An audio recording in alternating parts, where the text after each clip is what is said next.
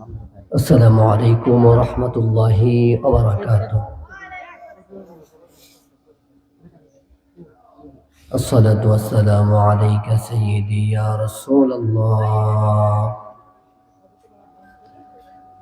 الصلاة والسلام عليك سيدي يا حبيب الله. الصلاة والسلام عليك سيدي يا شافع المذنبين. الصلاة والسلام عليك يا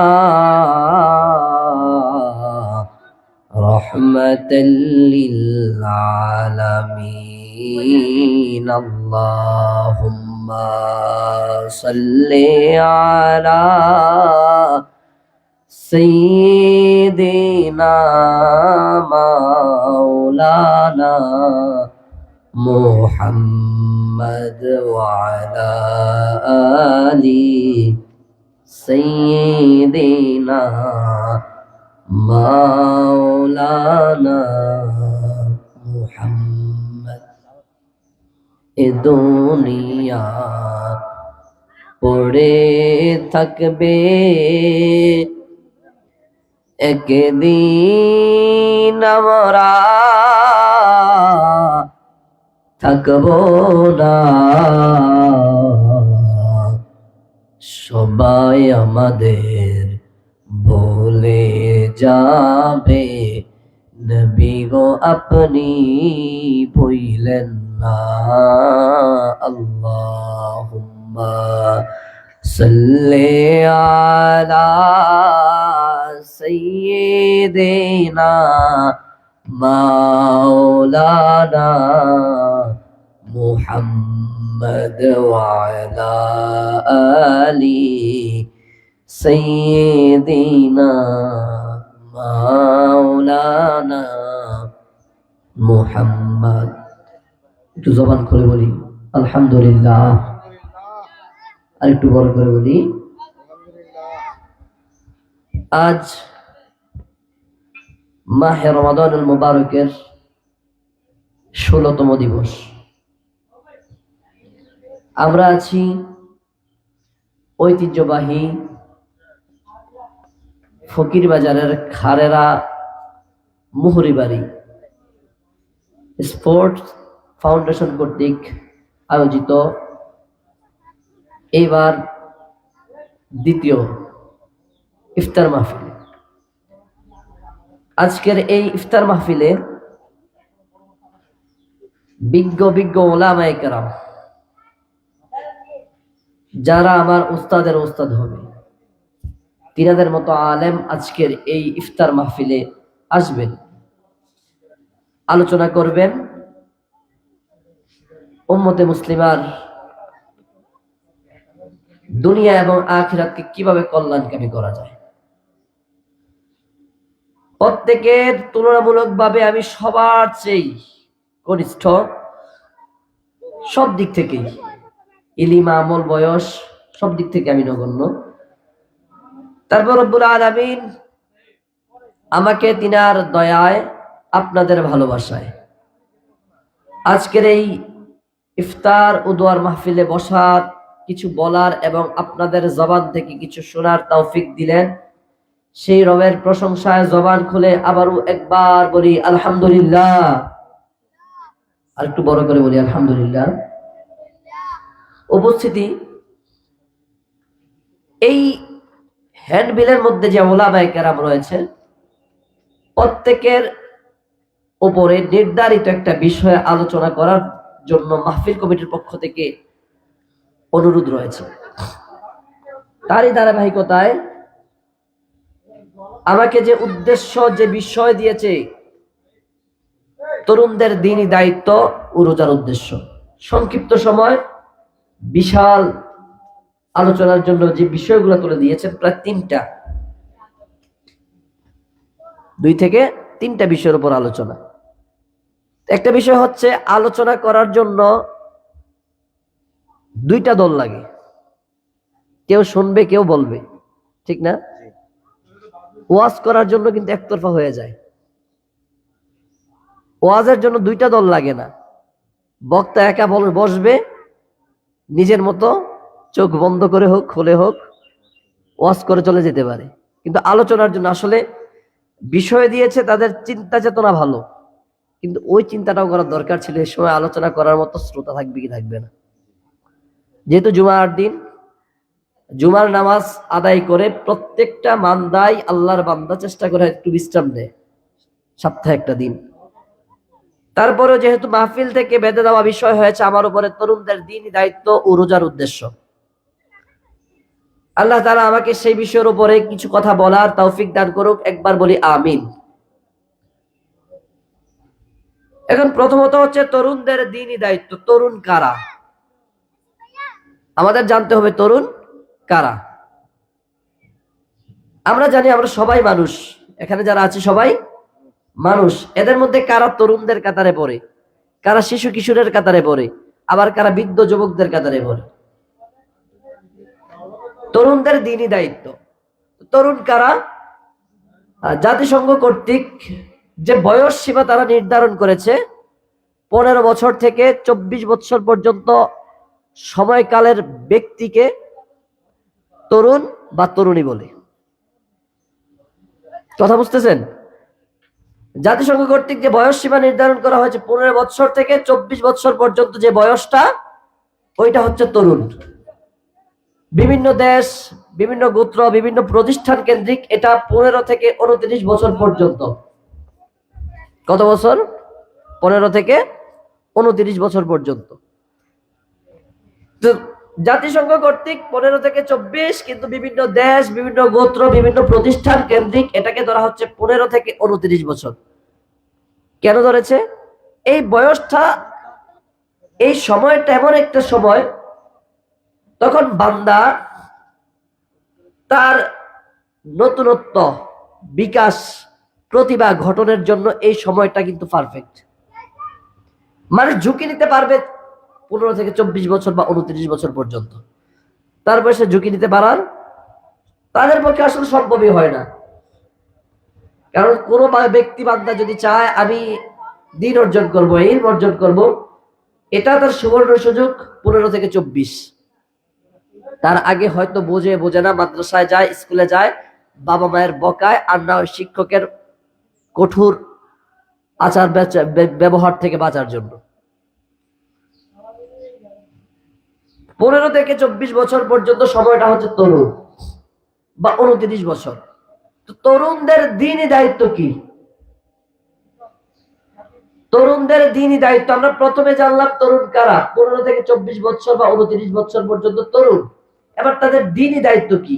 দিন কি? তাদের দিন হচ্ছে, এই দিন হলো দয়ের নিচে ব সংযুক্ত দীর্ঘ ইকার দন্তানো দিন। আমরা সাদা সিধা ভাবে দিন মানে ধর্ম বুঝি। দিন আর ধর্মের মধ্যে পার্থক্য হচ্ছে, ধর্ম হচ্ছে শুধু তার পরকালীন জীবন কিভাবে কল্যাণকামী করবে, উপাসনালয় দৃষ্টিকোণ থেকে। ধর্মের মধ্যে পার্থক্য হচ্ছে, আমরা প্রথমে জানলাম যে তরুণ কি, তরুণ কাদেরকে বলা হয়, তরুণদের বয়স সীমা কত, তরুণদের বয়স সীমা কত। এবার আমাদের দ্বিতীয় কথা হচ্ছে আমরা বুঝতে হবে দিন কি।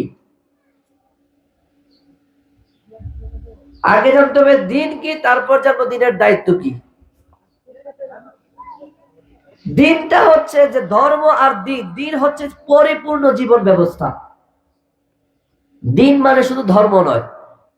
ধর্ম আর দিনের মধ্যে পার্থক্য হচ্ছে, ধর্ম এমন একটা বিষয় যেটা আপনাকে শুধু পরকালে কিভাবে উন্নতি করবে, আপনার পরবর্তী জীবন অর্থাৎ দুনিয়ার জীবন নয় আখিরাতের জীবন আপনি কিভাবে উন্নতি করবেন, এটা হচ্ছে ধর্ম। আপনাকে মসজিদ মুখী রাখবে, আপনাকে কোরআন মুখী রাখবে, আপনাকে তিলাওয়াত মুখী রাখবে, আপনাকে নামাজ মুখী রাখবে, কিন্তু দুনিয়া মুখী আপনাকে করবে। আর দিন হচ্ছে এমন একটা যেটাতে আপনার দুনিয়া রয়েছে, সমাজ রয়েছে, আর্থিক সমাজ, সার্বিক, দৈহিক, মানসিক, সামাজিক, রাষ্ট্রকেন্দ্রিক সকল দিক বিবেচনা করে দুনিয়া এবং আখিরাতে আপনি কিভাবে কল্যাণ অর্জন করবেন, ওইটা হচ্ছে দিন। এবার দিনের দায়িত্ব কি তরুণদের উপরে? তরুণদের উপরে দিনই দায়িত্ব হবে আল্লাহর এই জমিনে কিভাবে আল্লাহর এই দিনকে প্রতিষ্ঠিত করবে, আল্লাহর জমিনে কিভাবে আল্লাহর এই দিনকে প্রতিষ্ঠিত করবে। এই দিনকে প্রতিষ্ঠিত করার জন্য তরুণদের কি কি করতে হবে? সর্বপ্রথম দিনই কাজ করার জন্য তরুণকে ইলম অর্জন করতে হবে। যে কাজটা করবে সে কাজের উদ্দেশ্য জানতে হবে, উদ্দেশ্য মানতে হবে, বুঝতে হবে। দিন প্রতিষ্ঠার জন্য আপনাকে যা করতে হবে, সর্বপ্রথম আপনাকে ইলম অর্জন করতে হবে। আপনি যদি জ্ঞান অর্জন না করেন, আপনি কারো ভালো করতে গেলেও হিতে বিপরীত হয়ে যেতে পারে। এজন্য ইলম অর্জন করতে হবে। আর আমাদের উদ্দেশ্য হবে কি? আল্লাহ রাব্বুল আলামিন আমাদেরকে দুনিয়ায় পাঠিয়েছেন তার ইবাদতের জন্য, তার গোলামির জন্য। এটা শুধু তরুণদের জন্য নয়, সবার জন্য। এগুলাকে মানুষের মধ্যে প্রচার প্রসারণের জন্য প্রথম কাজ হবে দিন প্রচার, দিন প্রসার, দিনের ব্যাপকতা বিস্তার করা। এটা কারা করবে? তরুণরা করবে। মুরব্বীরা, প্রবীণরা চাইলেও এখন আর করার সুযোগ থাকে না। আল্লাহ রাব্বুল আলামিন সর্বপ্রথম কুরআনুল কারীমের আয়াতে কারিমা যখন নাজিল করেছেন, ইকরা বিসমি রাব্বিকাল্লাযী খালাক, পড়ো তোমার প্রভুর নামে। অথচ আমরা পড়া থেকে বিমুখ হয়ে আমরা শুনে শুনে কিছু বলার চেষ্টা করি, কিন্তু না, মাশাআল্লাহ অনেক ভাইরা পড়ে। তো তরুণদের কাজ হবে দিন প্রচার করতে হলে, দিনের বিস্তার আল্লাহর জমিনে করতে হলে আগে ইলম অর্জন করতে হবে। আগে ইলম অর্জন করতে হবে। এমন নয় যে আমি খুব তাড়াতাড়ি আলেম হয়ে যাব, 5 বছর, 7 বছর, 10 বছর পরে আলেম হয়ে যাব। এটা হচ্ছে একটা স্কুল ভিত্তিক, প্রতিষ্ঠান ভিত্তিক, তার ডিগ্রি অর্জনের জন্য পড়ালেখা। এই মনস্থ যদি থাকে তরুণদের মধ্যে, তাহলে হবে না। তরুণদের উচিত হবে জিন্দেগি যতদিন বাঁচবে ততদিন ইলম অর্জন করা। ইলম অর্জন করতে হবে মরণকাল পর্যন্ত। কিন্তু আমাদের ব্যাপার হয়ে গিয়েছে, আমরা চিন্তা করি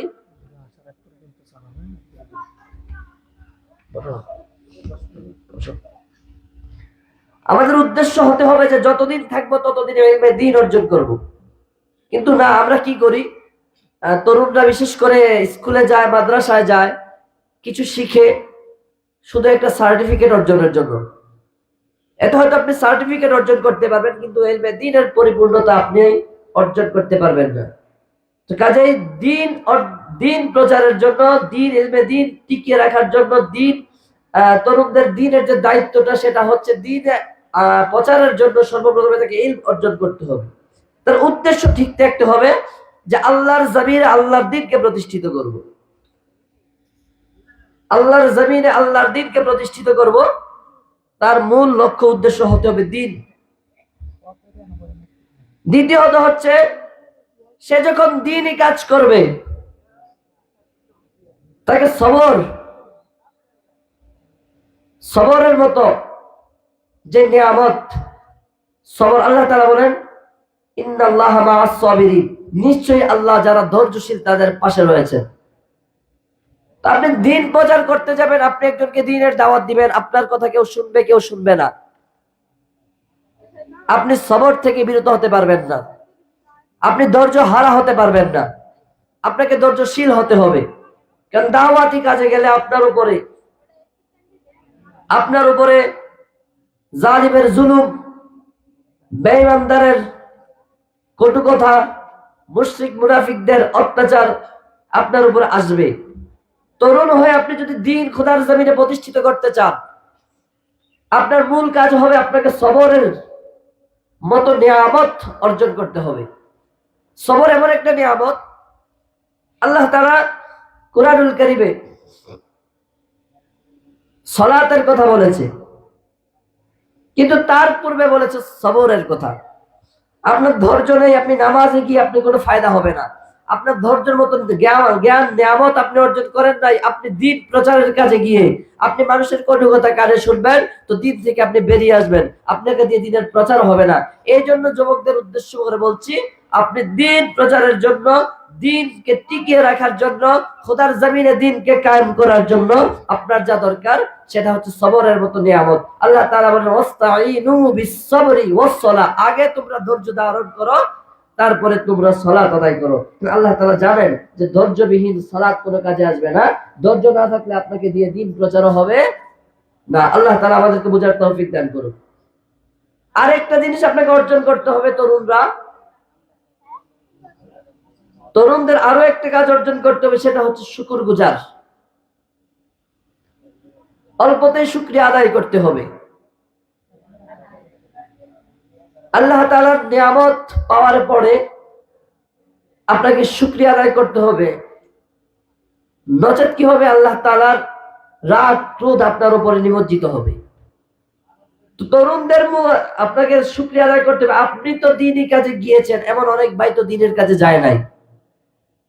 আপনাকে দিয়ে আল্লাহ তাআলা একটা ইফতার মাহফিলের আয়োজন করিয়েছে, কিন্তু অন্য যুবক ভাই, অন্য তরুণদেরকে দিয়ে আল্লাহ তাআলা ইফতার মাহফিলের আয়োজন না করিয়ে বিভিন্ন কনসার্টের, বিভিন্ন ডিজে পার্টির আয়োজন করায়। এটা তো আপনি যতটুকু করেছেন শুকরিয়া আদায় করতে হবে। যদি শুকরিয়া আদায় করেন, আল্লাহ রাব্বুল আলামিন আপনাকে দিয়ে সামনে আরো ভালো ভালো দ্বীনি কাজ করাবে। আল্লাহ আমাদেরকে বুঝার তৌফিক দান করুন, বলি আমিন। আল্লাহ রাব্বুল আলামিন তরুণদেরকে এই বিশেষ গুণাবলীগুলো অর্জন করার কথা বলা হয়েছে, যে আপনি শুকরগুজারকারী হতে হবে। আপনি যখন শুকরিয়া আদায় করবেন, আপনার দ্বারা একটা ভালো কাজ হয়েছে, আপনি শুকরিয়া আদায় করবেন, আল্লাহ আপনাকে আরো আরো বাড়িয়ে ভালো কাজ করার তৌফিক দান করবেন। আপনি শুকরগুজারকারী হতে হবে, আপনাকে সবর করনে ওয়ালা হতে হবে, আপনার উদ্দেশ্য ঠিক থাকতে হবে। আপনি যদি ইলম অর্জন করেন রুটি রোজগারের জন্য, এই অর্জন করার চেয়ে না করাই ভালো। আপনার ইলম অর্জন করতে হবে, তরুণদের ইলম অর্জন করতে হবে, উদ্দেশ্য থাকতে হবে খোদার জমিনে দ্বীনকে কায়েম করব, দ্বীনের প্রচার প্রসার ব্যাপকভাবে চালিয়ে যাব ইনশাআল্লাহ।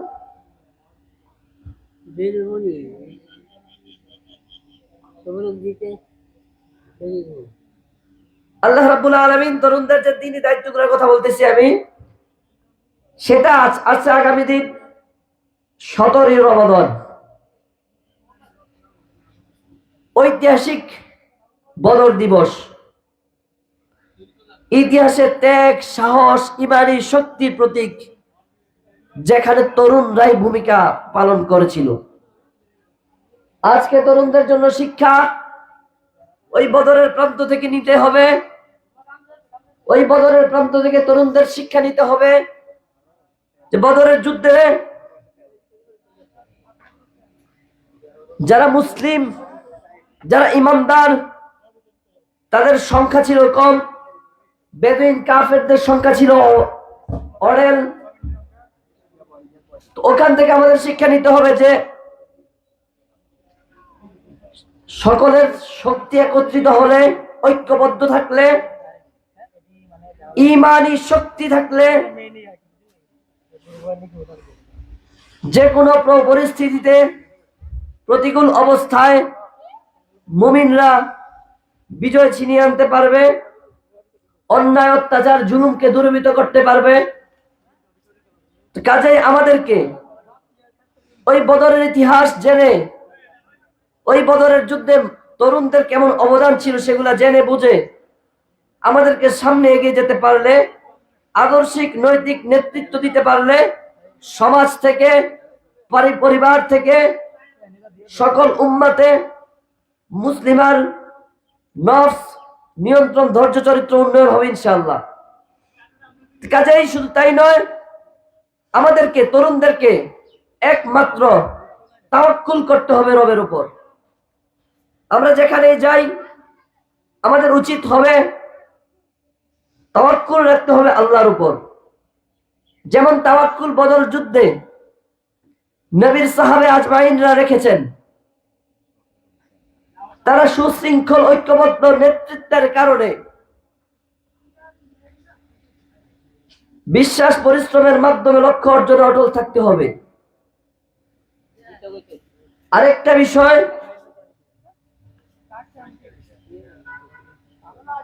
আজকের তরুণদের উপরে যে চতুর্মুখী হামলা,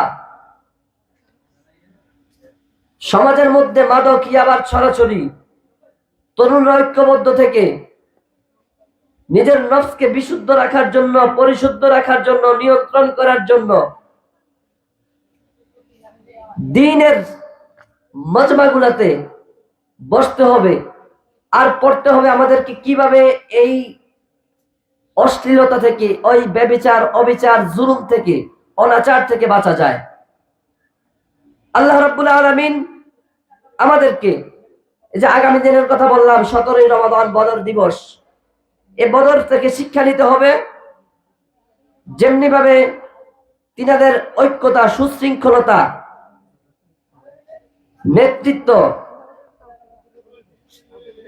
ঐক্যবদ্ধ থাকা বদর যুদ্ধে, তাদের কাছ থেকে আমাদেরকে শিক্ষা নিতে হবে। সমাজের সব তরুণ যদি ঐক্যবদ্ধ হয়, 2-4টা তরুণ যদি মাদক ইয়াবার সাথে জড়িত থাকে, বাকি সব তরুণ ঐক্যবদ্ধ থাকলে তাদের বিরুদ্ধে সোচ্চার হলে ইনশাআল্লাহ আমাদের সমাজ থেকে, পরিবার থেকে সকল প্রকার পাপের কাজ, মাদক ইয়াবার মতো আরো অন্যান্য যত প্রকার অশ্লীলতা সমাজে ছড়িয়ে ছিটিয়ে রয়েছে, আল্লাহ রাব্বুল আলামিন আমাদেরকে এ সকল কাজ থেকে হেফাজত করবে। আরো একটা বিষয় হচ্ছে, আমি বলেছিলাম যে তাওয়াক্কুল করতে হবে রবের উপরে, সবর রাখতে হবে, ধৈর্য ধারণ করার মতো শক্তি আপনাকে অর্জন করতে হবে, নিয়ামত আপনাকে অর্জন করতে হবে। তো বদর দিবস থেকে আমরা একটা জিনিস পরিশেষে শিখতে পারলাম, জানতে পারলাম, সংখ্যা বা অস্ত্র বড় কিছু নয়, বরং হচ্ছে ঈমানের মতো কুব্বত,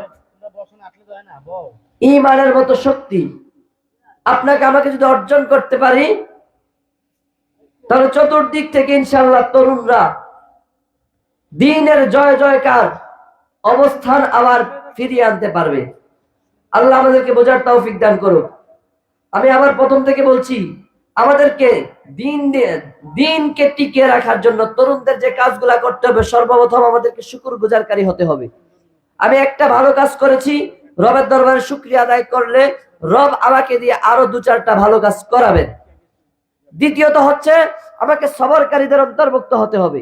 আমি যখন মানুষকে দ্বীনের দাওয়াত দিব, আমার এক পাশ থেকে একটা ভাই আমাকে নিয়ে কটু কথা বলবে, আমার অপর পাশ থেকে আরেকটা ভাই আমাকে নিয়ে কটু কথা বলবে, তাদের কথায় কান দিয়ে আমি যদি দ্বীন প্রচার থেকে বিমুখ হয়ে যাই, তাহলে আমারই লস হবে, আমারই ক্ষতি হবে। কাজেই আমাদের উচিত সবরের মতো ধৈর্য, সবরের মতো নিয়ামত আমাদেরকে রবের পক্ষ থেকে অর্জন করতে হবে। যদি নিয়ামত আমরা অর্জন করতে পারি, আমরা চতুর্দিক থেকে তরুণদের জয় জয়কার অবস্থান ফিরে আসবে ইনশাআল্লাহ। প্রথমত আমাদেরকে শুকরগুজারি হতে হবে, আমাদেরকে সবরের মতো নিয়ামত অর্জন করতে হবে, আমাদেরকে ইলমে দ্বীন ইলম অর্জন করতে হবে, আমাদেরকে দ্বীনি জ্ঞান অর্জন করতে হবে। কিভাবে করতে হবে? আমরা বই পুস্তক থেকে তো করবই, পাশাপাশি এলাকার বুজুর্গানে দ্বীন, আশপাশে বুজুর্গানে আলেমে দ্বীন থেকে আমরা ইলমে দ্বীন অর্জন করতে হবে। আল্লাহ আমাদেরকে সহি সমাজ দান করে বলে আমিন। তো পরিশেষে যেহেতু মাহে রমাদানুল মুবারক,